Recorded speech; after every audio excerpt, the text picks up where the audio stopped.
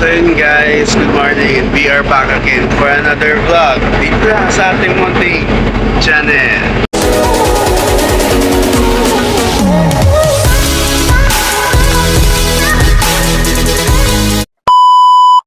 And for today's video guys, nakaalis na kami ng Misamis Oriental and papalik kami ng Bohol ngayon pero hindi na sa Hagna.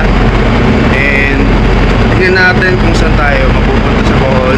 And as of now, ito guys, hindi nyo makikita yan dahil maulap, makulimlim, and kagabi pa naulan guys. Ayan o, ayun guys, yung makulimlim dahil maulan nga kagabi pa and wala kayong makikita guys. Ayun. So yun guys, update ko na lang kayo kung kapag nakadaong na kami sa Mabini, Bohol. Let's go! Sa kapunta to the moon, road trip, brum brum, skr skr, zoom zoom. 12 seconds later. So yun guys, nandito pa rin ako. Nabiyahe pa rin kami. And Bohol, see you in a while. Hee!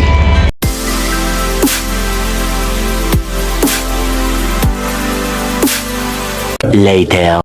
So yun guys, nakadaong na kami dito sa Mabini, Bohol. Let's go! Hee! Moments later. Ay, ayun guys, ngayon gabi na.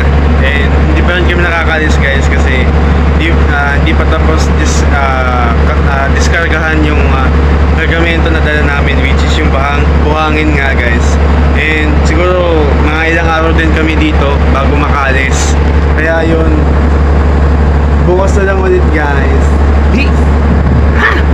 Tomorrow. So yun guys, another day dito sa Mabini, Bohol. Yan, meron ng bagong gising guys.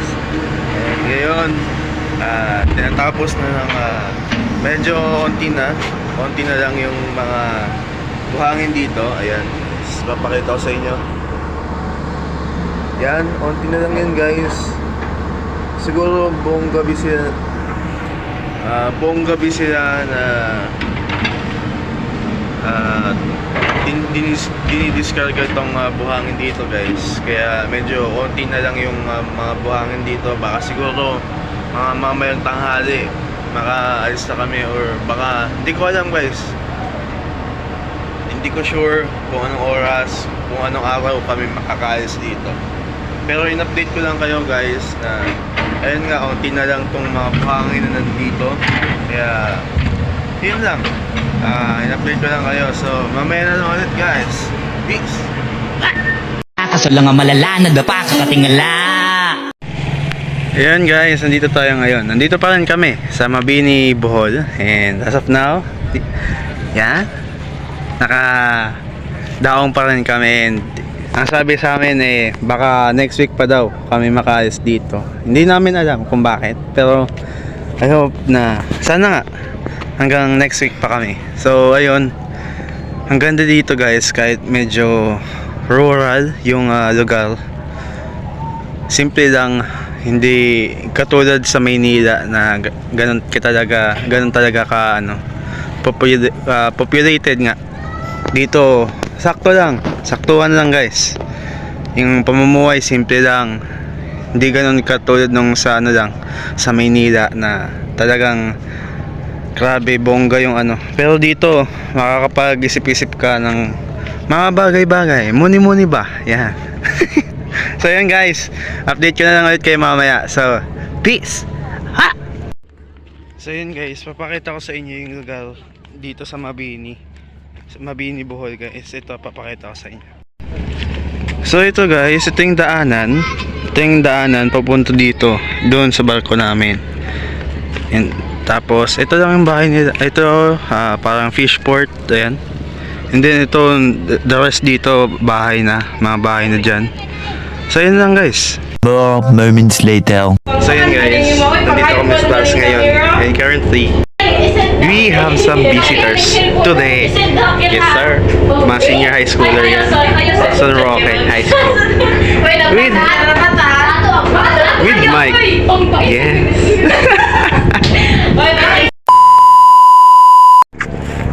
So yun guys, nandito pa rin tayo sa Mabini, Bohol. And this is our second day or third day dito sa Mabini, Bohol. And as of now guys, nandito tayo. Yan. Dito tayo ngayon. And yung dagat dito guys, yung nasa likuran ko, yan. Itong dagat na to is protected area guys. And ito ang isa sa mga pinagkukunan or isa sa pangunahing hanap buhay ng mga tao dito guys, ang pangingisda. And as I see dito guys, hitik na hitik sa mga isda itong lugar na to, itong dagat na to na meron dito sa Mabini, Bohol. Kaya hindi na nakakapagtaka na isa sa itong lugar na to, itong dagat na to na meron dito sa Mabini, Bohol ay isa sa mga pinaprotektahan nila. And ayun, I just want to share something guys na medyo informative din pagdating din sa akin and pagdating sa inyo guys. I just want to share something naman na informative, no? And ayun lang guys, ipapakita ko sa inyo guys yung kabuuan dito sa Mabini, Bohol. 20 minutes later. Tingnan nyo yung kalokohan ng dalawa. Ayan o, hinahabol yung ano. Hindi na nakahulog. Si Charlex ata. So, si Charlex, so ayun o, hinahabol yung bola. Ayan, tadalangoy sila ngayon. Ay naku guys, ang mga kalokohan namin. Ay naku, vlog sir. Boss Alvin in the house. One eternity later. Siyempre guys, paglabas mo dito sa pantalan, at ito yung pantalan mismo, yan. Paglabas mo dito mismo, meron ditong gasolinan at tindahan guys. Bale, ito na mismo, yan. Yung itsura ng Mabini, Bohol. Bale, dun banda is covered court na yun guys. And banda dito yung simbahan nila, Katoliko ata. So yun, papakita ko sa inyo yung court guys. So yun guys, dito tayo ngayon sa tapat ng covered court nila. And papakita ko sa inyo guys yung court. Ayan guys yung covered court nila. Ayan. Simple lang. Ayan. Sip-sip ka, tulong. So yung simbahan nila dito guys, malapit lang din mismo sa court nila. And ito yung makikita mo agad, or yung bungad guys.